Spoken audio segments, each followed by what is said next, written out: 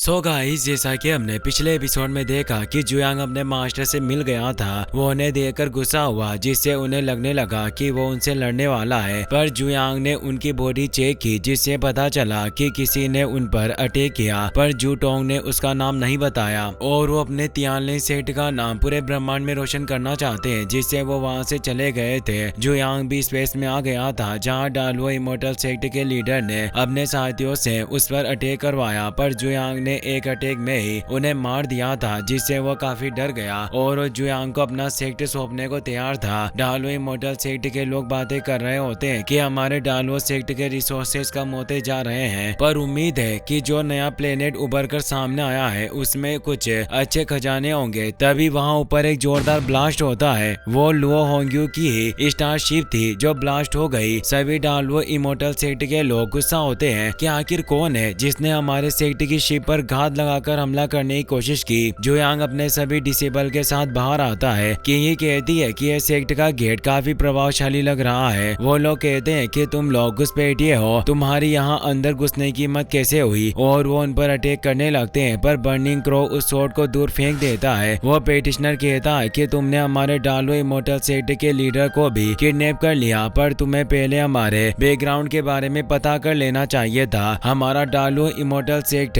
Great Luo divine realm का number 1 sect है और हम पूरे ग्रेट लुओ रियल्म को भी कंट्रोल करने की काबिलियत रखते हैं। लुओ होंग्यू काफी डर गया क्योंकि वो जानता था कि अगर जुयांग को गुस्सा आ गया तो उन सभी को मार देगा। किंगी कहती है कि वाकई क्या तुम सभी इतने काबिल हो। वो आदमी कहता है कि हम पूरे ब्रह्मांड में क्रूर हत्यारे के रूप में जाने जाते हैं। हम मारने लूटने के मामले में नंबर 1 है। यहाँ तक कि जो लोग हमारे सेक्ट के आसपास से भी गुजरते हैं हम उन्हें पूरी तरीके से लूट लेते हैं। चूचू जुयांग से कहती है कि ऐसा लगता है कि यह डालवो इमोर्टल सेक्ट है और इस पूरे ग्रेट लुओ रियल्म में काफी सारे खजाने होंगे। वो लोग कहते हैं कि तुमने बिल्कुल सही कहा। लुओ होंग्यू उन सभी को बकवास बंद करने को कहता है और बताता है कि जुयांग अब से हमारे नए सेक्ट लीडर हैं, पर वो सभी इसे मजाक समझते हैं और कहते हैं कि ऐसी बेक्यू रिफाइनिंग रियल्म का कल्टिवेटर है। यह हमारे डालवो इमोर्टल सेक्ट का लीडर बनने के योग्य नहीं हो सकता। अगर दूसरे सेक्ट को पता चला कि हमारा लीडर क्यों रिफाइनिंग रियल्म में है तो हंसते हंसते लोटपोट हो जाएंगे। हम ऐसा कभी नहीं होने देंगे और जुयांग पर अटैक करने आते हैं। पर जुयांग अपने डिसेबल से कहता है कि इन सभी को मार डालो। अब उन सभी के बीच लड़ाई स्टार्ट हो जाती है। डालवो इमोर्टल सेक्ट के सभी लोगों को वो बंदी बना लेते हैं। एक लड़की अपने सेक्ट लीडर से कहती है कि आप चिंता ना करें, हम सभी डाकू आपके प्रति काफी वफादार हैं। भले ही हम इन्हें हरा ना सके, पर ग्रेट लुओ रियल्म में अभी भी हमारे कई साथी है, वो निश्चित रूप से हमारा बदला लेंगे। लुओ होंग्यू ने चुप रहने को कहता है और बोलता है कि क्या तुम मुझे मरवाना चाहते हो,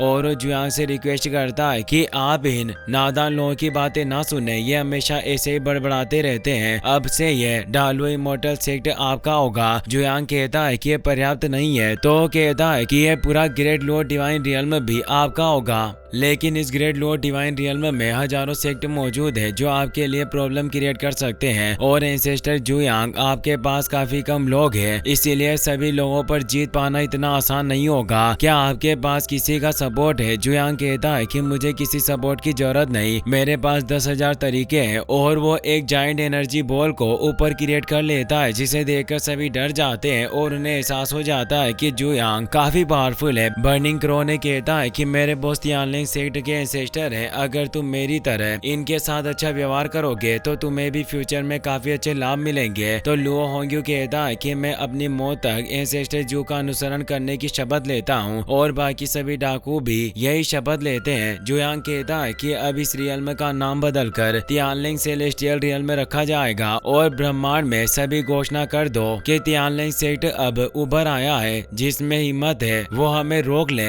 जुयांग अब अपना आसन ग्रहण कर लेता है। लुओ होंग्यू कहता है कि हम हमारे इस तियानलिंग सेलेस्टियल रियल्म में कई सारे सेक्ट को लूट सकते हैं। सभी डिसेबल समझाते हैं कि तियानलिंग सेक्ट के अंतर्गत चाहे डीमन आते हो या राक्षस, अगर वो अच्छे हैं तो हम उनके साथ कभी कोई बुराई नहीं करते और उन लोगों को कभी नहीं लूटते, बस हम बाहरी लोगों को निशाना बनाते हैं। टिंग फेंग भी कहता है कि अगर तुम्हें लूटना ही है तो बाहरी लोगों को लूटो, लेकिन अगर तुमने अपने लोगों को नुकसान पहुंचाने की हिम्मत की तो तुम्हारा हशर इस पिलर की तरह होगा और उसे तोड़ देता है। जुयांग भी उसे बताता है कि मेरा तियानलेन टैलेंट या ताकत को कोई महत्व नहीं देता, हम बस लोगों के चरित्र और निष्ठा पर ध्यान देते हैं। सभी उनकी बात समझ जाते हैं। लो जियान बोलता है कि मास्टर आप चिंता ना करें, हम निश्चित रूप से तियानलेन इमोर्टल रियल्म के सभी लोगों को शिक्षा देंगे कि आखिर वफादारी क्या होती है। इसीलिए जो इस बात को समझ जाएंगे उन्हें आगे बढ़ने का मौका मिलेगा। लियांशु कहती है कि तियान इमोर्टल रियल्म के उत्तरी भाग में कई सारे समुद्र हैं और मैं पहले से ही समुद्र के नीचे कई सालों तक रह चुकी हूँ, इसीलिए मैं उन जगहों से अच्छे से परिचित हूँ। इसीलिए मैं इस उत्तरी हिस्से में जाना चाहती हूँ। डोंगमई कहता है कि पश्चिम हिस्सा डाकुओं से भरा हुआ है। लुओ जियान भी बोलता है कि डाकुओं को शिक्षा देना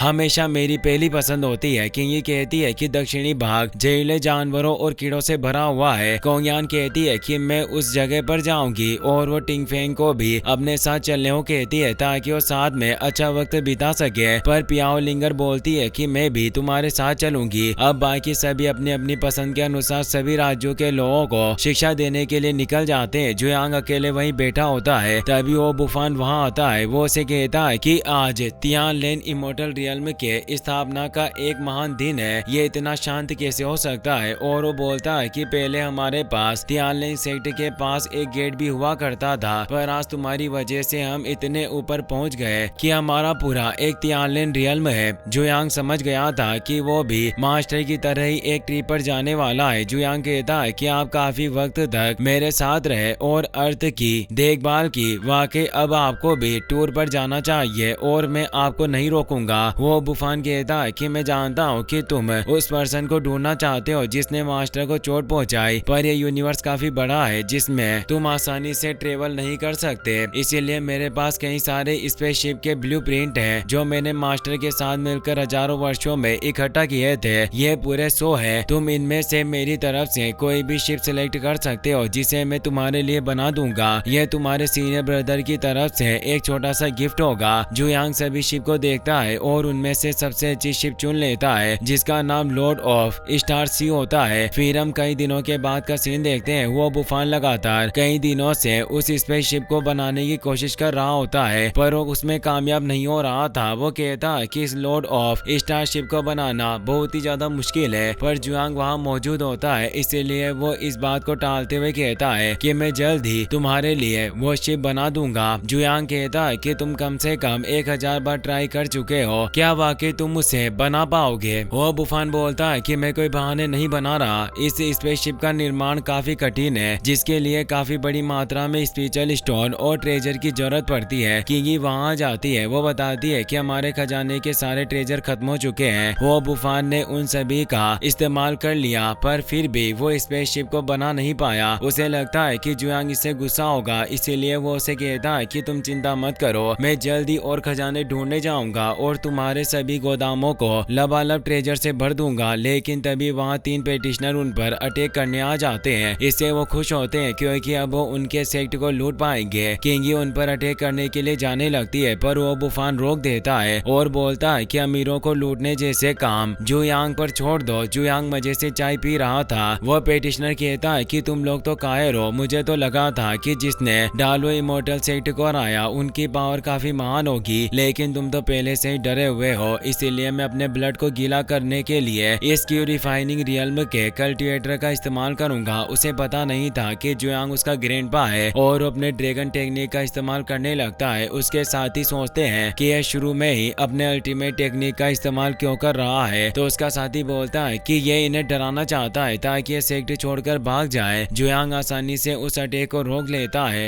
ये बेरन ब्लड सेक्ट के मेंबर थे। जुयांग अपने एक फिंगर के अटैक से ही उस पेटिशनर को मार डालता है, जिससे वो दोनों बेरन ब्लड सेक्ट के पेटिशनर डर जाते हैं और उनके सामने आत्मसमर्पण कर देते हैं और बोलते हैं कि हम अपने सभी खजाने आपको सौंपने के लिए तैयार हैं। जुयांग किंगी को उनके खजाने लेने के लिए भेज देता है। वो बुफान कहता है कि सिर्फ इतने खजानों से हमारा काम नहीं चलेगा। जुयांग कहता है कि मैं जानता हूँ क्योंकि वहाँ एक और दूसरे सेक्ट के लोग मौजूद थे जो अपनी टेक्निक से जुयांग और वो बुफान को एक वाटर टेक्निक से समुद्र के बीच ले आते हैं। ये वाइल्ड वेव क्लेन की टेक्निक थी। वो तीनों पेटिशनर जुयांग के सामने आ जाते हैं और कहते हैं कि मुझे पता था कि वो बेरन ब्लड सेक्ट के पेटिशनर बेकार है, इसीलिए मैंने यहाँ तुम्हारे लिए ट्रैप बिछाया। मुझे पता था कि तुम जरूर किसी ट्रेजर का इस्तेमाल करते होंगे। पर यहाँ तुम्हारे सभी ट्रेजर बेकार होंगे। और वो जुयांग पर कई सारे पिराना से अटैक करने की कोशिश करता है, पर जुयांग उसके अटैक को आसानी से रोक देता है और उसे मार डालता है, जिससे वो बाकी के 2 पेटिशनर भी आत्मसमर्पण कर लेते हैं और अपने सेक्टर के सभी खजानों को तियानलिंग सेक्टर में लेकर आने लगते हैं। तभी ट्रेजर रूम में एक ब्लास्ट होता है। वो बुफान खुशी से बाहर आता है और जुयांग को बताता है कि मैंने लॉर्ड ऑफ स्टार स्पेसशिप को फाइनली बना दिया है, जो काफी शानदार होती है। जुयांग उसमें जाने लगता है और वो किंगी से कहता है कि तुम तियानलिंग सेक्टर का ख्याल रखना, और वो वहाँ से चला जाता है। पर वो बुफान देखता है कि वो शिप में पोजीशनिंग स्टार डिस्क लगाना भूल गया और इस विशाल का स्पेस में जुयांग बिना पोजीशनिंग स्टार डिस्क के रास्ता भटक सकता था, इसीलिए वो बुफान जुयांग को डिस्क देने के लिए चला जाता है। इसी के साथ ये एपिसोड यहीं पर खत्म होता है। वीडियो पसंद आया हो तो लाइक कर देना।